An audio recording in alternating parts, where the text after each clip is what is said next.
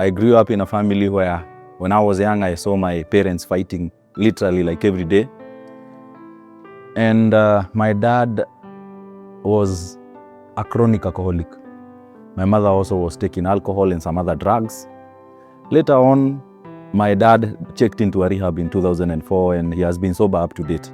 So many things that I saw when I was growing up that made me hate myself, hate my family, hate my dad, hate my mother, hate everything that was involved with me. Many times I saw my dad being beaten by my own grandfather. Many times I saw my dad being beaten by his brothers. And at times even by some of the villagers when he was drunk. All along in primary school, I was very indisciplined.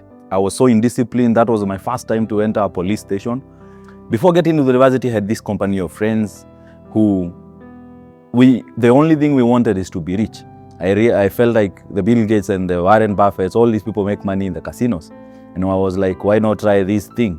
Most of my friends quit that thing and I became an addict to it. Slowly by slowly, like addiction grows progressively. And within a short time, I had started taking everything to the Shylocks. My shoes, the laptops I had been bought for, the phones. Tried to commit suicide the first time when I was in third year. It didn't work out, that's why I'm here today. And most of my family members gave up on me, which is okay because I had done so much damage to them. Some of them I had stolen money from them. And when I was in fourth year now after completing, I had to check into a rehab. But the reason as to why I checked into a rehab was to please some people I had in my life. I didn't do the work that is necessary for me to recover. So within a short period of time, I was back again into gambling. This time I started using alcohol. I started living in the streets, homeless. At times stealing clothes from people's hanging lines. I'm being arrested each and every other day because of stealing people's phones and all that. In that same period, I had tried to take some of these prescriptive psychotic drugs, more than 30 tablets. Stayed in the hospital for almost 2 days unconscious. There is nothing that could survive with me. No phone. I could take my phones to the Shylocks. Drugs every day, the mirror, alcoholism, women. And that's the time I also got addicted to brothels, strip clubs. And something damaging happened back in 2022. My mother was diagnosed with mouth cancer. And the mouth cancer was the reason for her getting mouth cancer was mirror. Start of 2023, January 1, 2023, a day I will never forget. My father looked for a person who could find me in the streets because I never had a phone. And he found me and informed me that my mother is dead. I didn't know how I was going to live with my own father because I had never lived with my father before. I hated him to a point where I could never use a cap that he had used. Actually, during the burial day, it was like it was my burial because everybody was commenting about me. You need to change. You need to make sure that you get a better lifestyle. And a kind of a spiritual awakening came in me because at that time I was an atheist, an ardent atheist, believing there is no God. Because why should I suffer like this when my grandfather himself was a staunch man of God?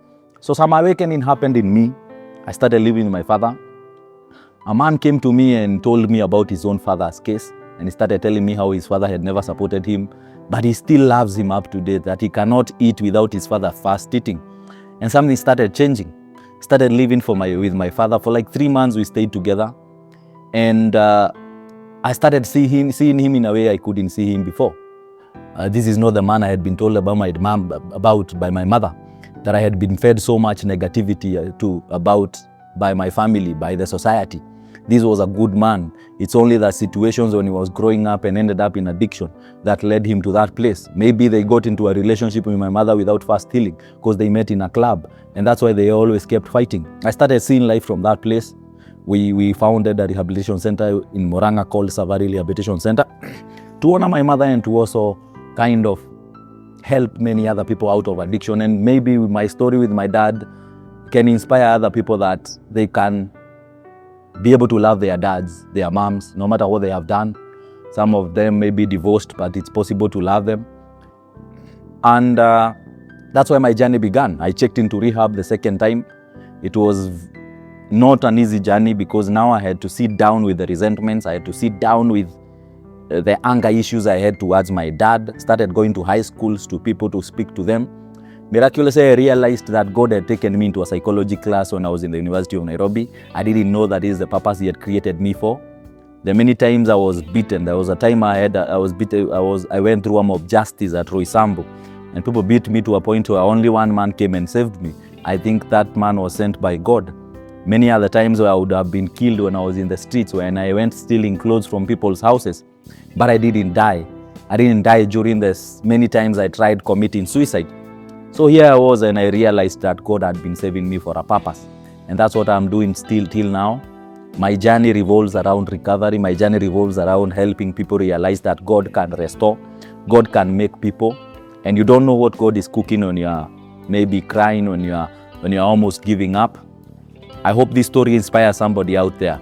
You might have gone to rehab 6 times. I met a brother who has gone to rehab 6 times and still keeping on. You might have come from a family like mine, or maybe even worse than mine. But the idea is, you are not your past. Your past only explains you. It doesn't define you. And something better can come out of your life. You allow God to cook you. If you allow God to make you, it's painful, but it's worth it. And the fact is, he who began a good work in us, he will see it come to an end until the coming of Jesus Christ. Thank you so much for allowing me to share my story.